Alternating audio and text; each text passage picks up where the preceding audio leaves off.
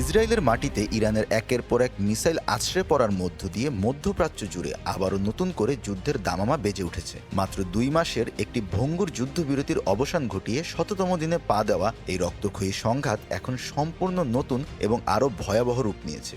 হঠাৎ শুরু হওয়া এই মিসাইল হামলার জেরে থমকে গেছে সব ধরনের শান্তি আলোচনা, আর বিশ্বজুড়ে ছড়িয়ে পড়েছে তীব্র আতঙ্ক। ইসরায়েলে যখন একের পর এক সাইরেন বেজে উঠছিল, ঠিক তখনই মার্কিন প্রেসিডেন্ট ডোনাল্ড ট্রাম্প এক নাটকীয় বার্তা দেন। তিনি জানান ইসরায়েলের প্রধানমন্ত্রী বেনিয়ামিন নেতানিয়াহুকে ফোন করে তিনি কোনো ধরনের পাল্টা হামলা না চালানোর জন্য কঠোর নির্দেশ দেবেন। তবে এই চরম অস্থিরতার মধ্যেও ট্রাম্প দাবি করেছেন একটি ঐতিহাসিক চুক্তি একেবারেই হাতের নাগালে এবং দুই পক্ষ সমঝোতার খুব কাছাকাছি চলে এসেছে। হোয়াইট হাউস এই দাবিকে সমর্থন করলেও পর্দার ওপারের বাস্তব চিত্র সম্পূর্ণ ভিন্ন।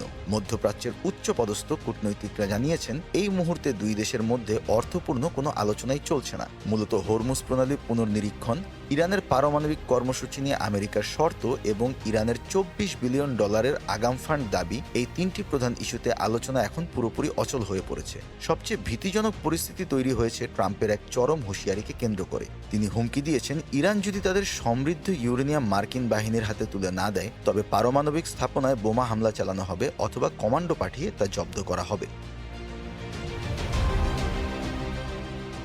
বিশেষজ্ঞরা সতর্ক করেছেন পারমাণবিক স্থাপনায় বোমা ফাটালে বাতাসে মারাত্মক তেজস্ক্রিয় কণা ছড়িয়ে পড়বে, যা মানুষের ফুসফুস ও পাকস্থলী ধ্বংস করে দিবে। অন্যদিকে ট্রাম্প স্পষ্ট জানিয়েছেন যে দ্বিতীয় দফায় দীর্ঘ আলোচনা শেষ না হওয়া পর্যন্ত ইরানকে কোনো অর্থ দেওয়া হবে না। দুই পক্ষের এমন অনড় অবস্থান পুরো অঞ্চলের শান্তি প্রক্রিয়াকে এক অন্ধকার গলির দিকে ঠেকে দিচ্ছে। জাহিদুল ইসলাম চয়ন, গ্লোবাল টেলিভিশন।